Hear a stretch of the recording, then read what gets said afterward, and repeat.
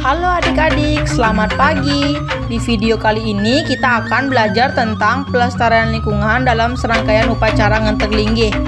Bergotong royong membersihkan kawasan pura dan selalu menjaga kebersihan kawasan pura bersama Pak Made dan keluarganya.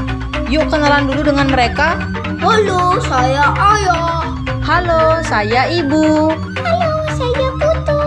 Halo, saya Ayu.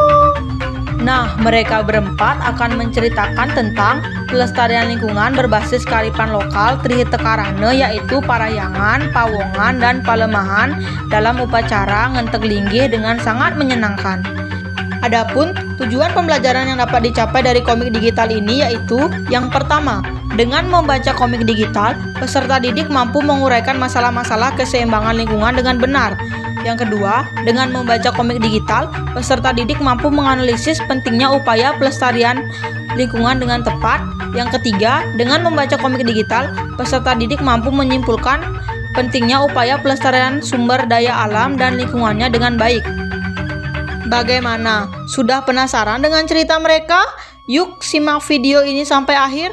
Untuk mempermudah kalian memahami cerita ini, baca terlebih dahulu petunjuk penggunaan komik berikut dengan baik ya. Yang pertama, komik dapat dibaca secara individual maupun kelompok. Yang kedua, peserta didik dapat membaca komik dengan tenang. Yang ketiga, peserta didik dapat bertanya kepada guru atau orang tua setelah membaca komik. Keluarga Pak Made sedang melakukan upacara Ngenteg Linggih. Saat ini mereka telah selesai mengikuti rangkaian acara. Ngenteg Linggih itu apa sih ya? Ngenteg Linggih merupakan sebuah prosesi upacara untuk melinggihkan Tuhan dalam manifestasinya di tempat suci. Ayah, kenapa kita harus mengikuti upacara ini?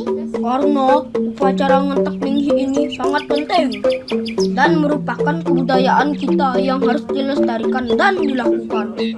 Oh, begitu ya Ayah. Upacara ini sangat wajib dilaksanakan. Yang pasti, pelaksanaan Ngenteg Linggih merupakan sesuatu yang wajib dilakukan umat Hindu saat membuat bangunan suci.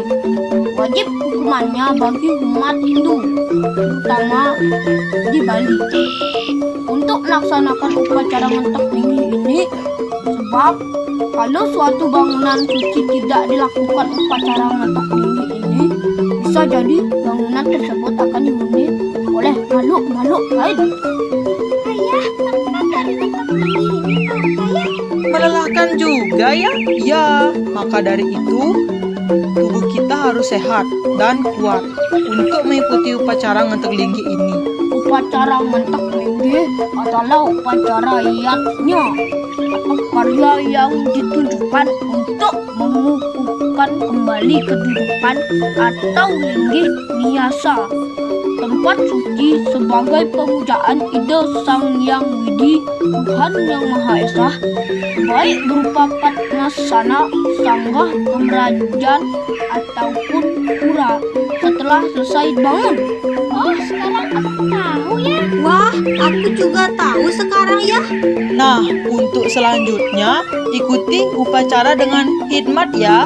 Yah, hal yang paling berkesan saat pelaksanaan upacara ini apa? Hal yang paling berkesan adalah kebersamaan yang terjalin antara sesama umat Hindu.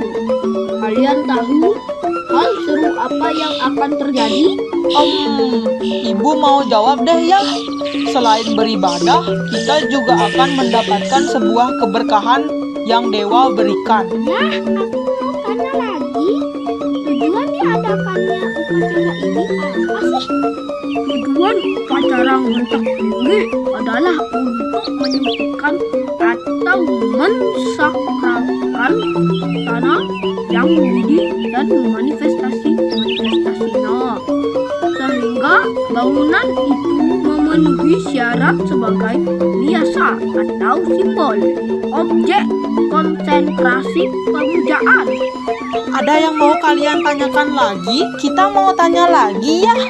Kapan pelaksanaan Ngenteg Linggih ini dilakukan? Pelaksanaan upacara Ngenteg Linggih dilakukan setelah selesai pembuatan bangunan dalam bentuk Padmasana, Sanggah, Pamarajan, dan pura. Ada 11 tahapan loh. Kalian mau tahu nggak? Ayo kita sebutkan. Ada. Ayu mau tahu tahapan upacara ngenteg linggih dong. Keduluan Ayu baru aja mau tanya itu. Sudah. Yang pertama apa tuh, Bu? Upacara mamanggung, yaitu upacara mencari sebidang tanah yang cocok untuk dijadikan pura dengan memohon petunjuk dari Sang Yang Widi atau Tuhan Yang Maha Esa. Yang kedua sama yang ketiga apa ya?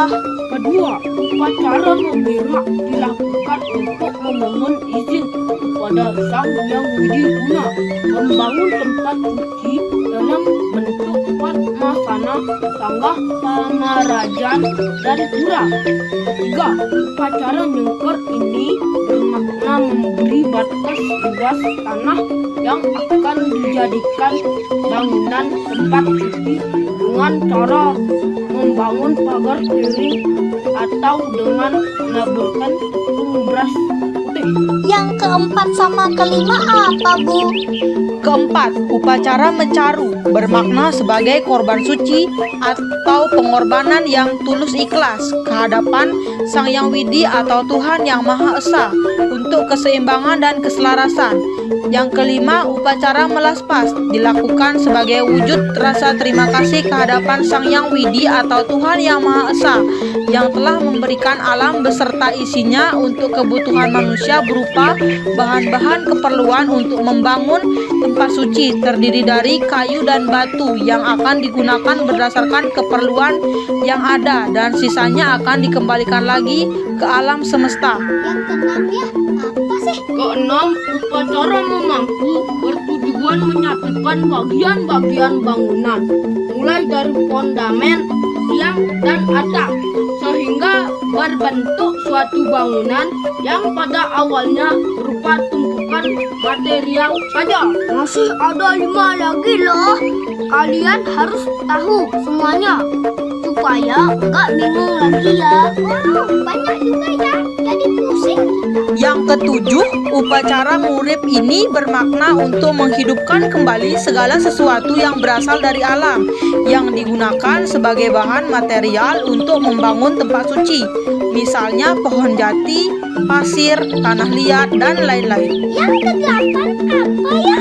Upacara Masupati ini dilakukan untuk mensakralkan bangunan atau niasa dengan cara memohon kepada Sang Yang Widi atau Tuhan Yang Maha Esa agar diberikan kesucian dan nilai magic.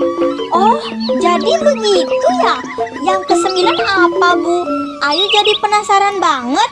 Yang kesembilan, upacara piodalan. Setelah upacara ngenteg linggih dilanjutkan dengan upacara piodalan, yakni penyambutan yang pertama bahwa pura telah berdiri yang diikuti persembahyangan bersama.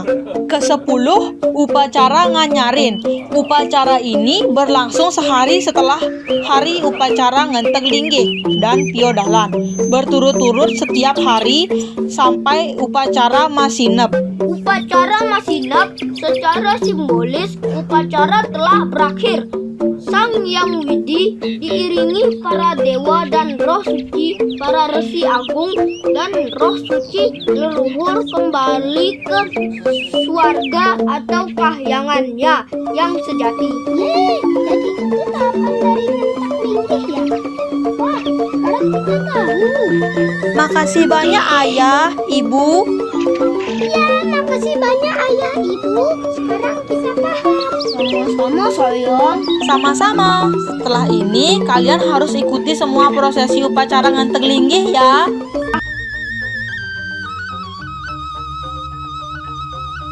Ayah dan Putu sedang berjalan di sekitaran pura.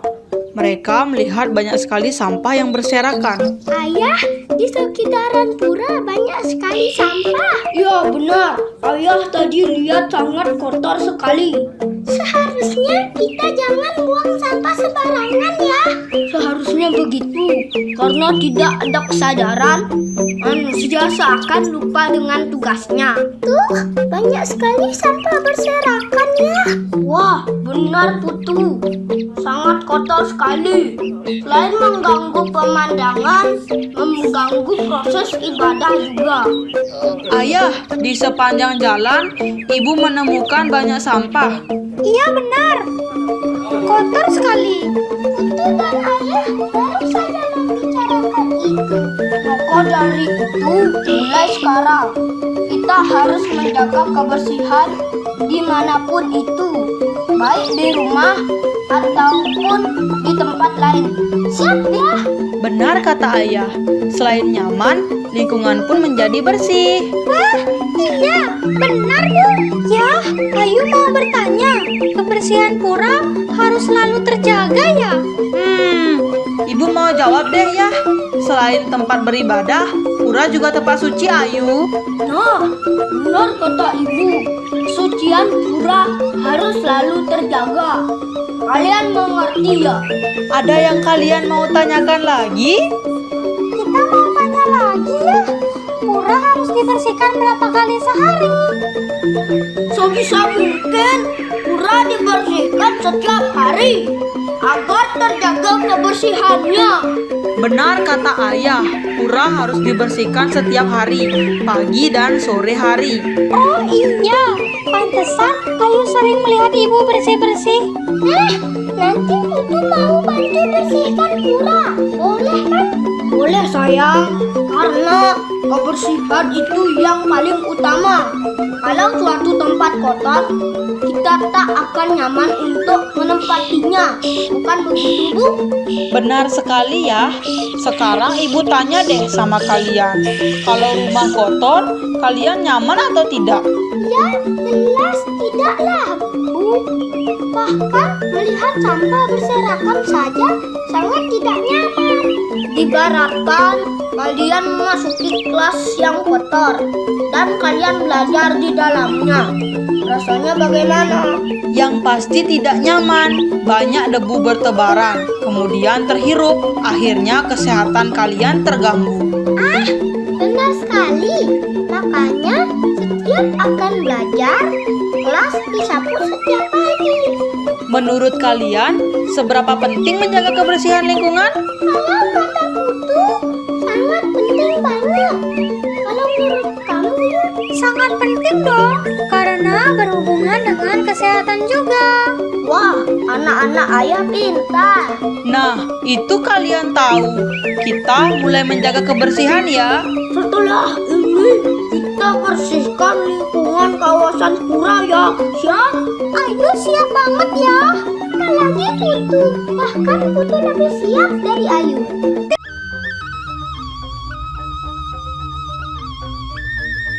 Setelah selesai mengadakan upacara, semua orang akhirnya bergotong royong membersihkan kawasan pura. Ayo kita mulai membersihkan sekitaran pura. Itu sudah siap? Belum, apakah sampah sebanyak ini kita yang membersihkan? Tidak butuh. Nanti kita membersihkan bersama-sama. Oh, seperti itu. Kirain Putu hanya kita saja. Hehe. Wah, ternyata sudah banyak yang membantu. Sudah ayah bilang kan, kita tidak hanya berdua, tapi dengan semua orang yang telah mengikuti upacara. Ayah, di sepanjang jalan kami mencari kalian. Kemana saja? Iya nih, kita cari tahu. Putu dan ayah baru saja ingin ikut membantu. Kalau begitu, sekarang kita mulai bersih-bersih. Ya, kalian sudah siap? Siap ya? Ayo, ibu sudah siap kok. Ayu juga sudah siap.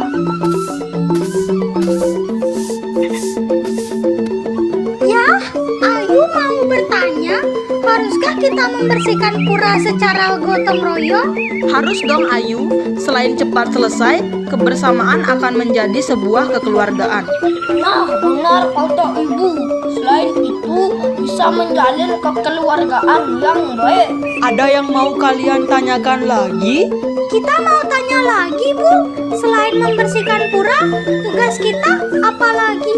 Kita kita harus menjaga kesuciannya ya, karena pura adalah tempat ibadah yang suci. Benar kata ayah, jadi pura harus selalu bersih dan suci. Oh iya ya, kenapa Ayu bertanya lagi ya? Aku mau membersihkan pura setiap hari. Nanti dapat berkah dari dewa. Anak ayah rajin sekali. Ayo dilanjut lagi memungut sampahnya, biar cepat selesai dan kita bisa istirahat. Nah, ayo harus tetap semangat. Iya deh, padahal kan capek banget tahu. Katanya mau dapat berkah dari dewa, kok malah males? Ayo dong semangat. Lihat, semua orang pada semangat loh. Iya deh, kita mau lanjut lagi memungut sampahnya. Menurut kalian, seberapa penting menjaga kebersihan lingkungan? Kalau kata Putu, sangat penting banget. Kalau menurut kamu yuk? Sangat penting dong, karena berhubungan dengan kesehatan juga. Wah, anak-anak ayah pintar. Nah, selesai juga kan? Seperti kata ayah tadi, kalau gotong royong semuanya akan cepat selesai.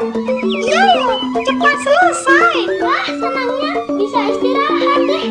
Ayo anak-anak. Ya sudah, ayo kita istirahat. Yuk, kita istirahat sekarang. Yeay, ayo.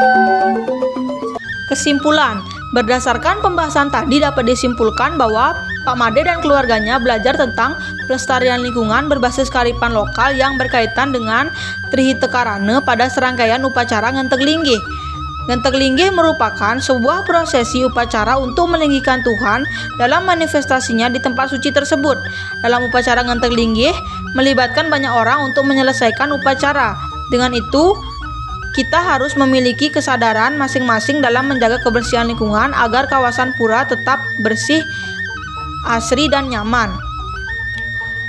Ketika kita menjaga kelestarian lingkungan, maka lingkungan akan memberikan manfaat yang baik terhadap manusia. Nah, itu tadi tentang penjelasan pelestarian lingkungan berbasis kearifan lokal. Semoga ilmunya bermanfaat ya.